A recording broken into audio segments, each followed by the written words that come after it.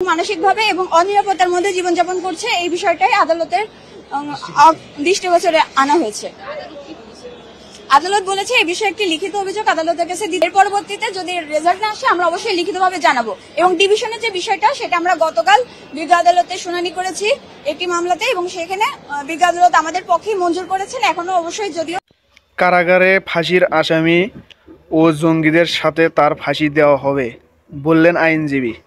জুনাইদ আহমেদ পলকের ফাঁসির হুকুম দিয়েছে আইনজীবী জুনাইদ আহমেদ পলককে নিয়ে কি বলেছেন আজকে আমরা সেটাই শুনবো। চলুন এখন আমরা বেশি দেরি না করে ভিডিওটি দেখে আসি। আজকে শাহবাগের একটি নতুন মামলাতে তাকে গ্রেপ্তার দেখানো হয়েছে, এবং আসামি আজকে বিজ্ঞ আদালতে কিছু তার ব্যক্তিগত ওপিনিয়ন পেশ করেছেন। তিনি জানিয়েছেন যে তাকে ডিভিশনে না রেখে নর্মাল কয়েদিদের সাথে সেলে রাখা হয়েছে, যে সেলে সব ফাঁসির আসামি রয়েছে। সেখানে 2000 জন আসামিদের মধ্যে 1500 জন আসামি রয়েছে যারা ফাঁসির আসামি। এমন ধরনের একটা জায়গায় তাকে রাখা হয়েছে।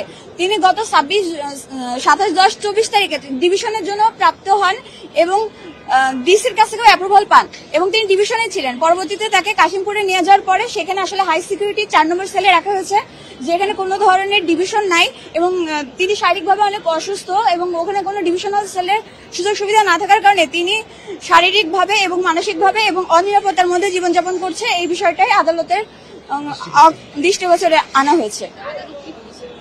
আদালত বলেছে এই বিষয়ে একটি লিখিত অভিযোগ আদালতের কাছে দিতে, তিনি সেটা পর্যালোচনা করে একটি রেজাল্ট দিবেন। আচ্ছা, আপনারা জঙ্গির কথা উল্লেখ করেছেন, যেখানে 1000 জন জঙ্গির একটা রিস্ক ফ্যাক্টর আপনারা জানেন বলে জেনেছেন, এই ব্যাপারটা যদি আমাদেরকে একটু জানাতেন।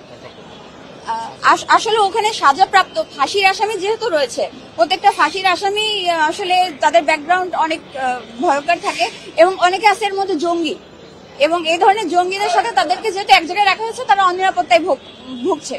এবং সপ্তাহে 10 থেকে 15 মিনিটের কথোপকথনের যে বিষয়, আরেকটি যে বিষয় সেটা হচ্ছে যে সপ্তাহে প্রত্যেকটা আসামি তার পরিবারের সাথে কথা বলার সুযোগ থাকে।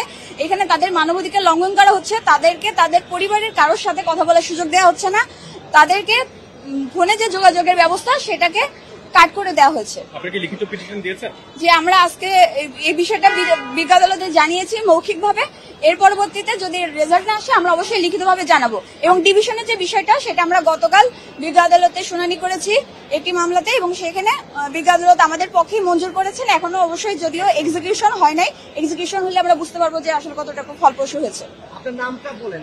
যে আমার নাম অ্যাডভোকেট ফারজানা ইয়াসমিন রাখি। কার পক্ষে কথা বলছিলেন? যে আমি জুনায়েদ আহমেদ পলকের পক্ষে কথা বলছি।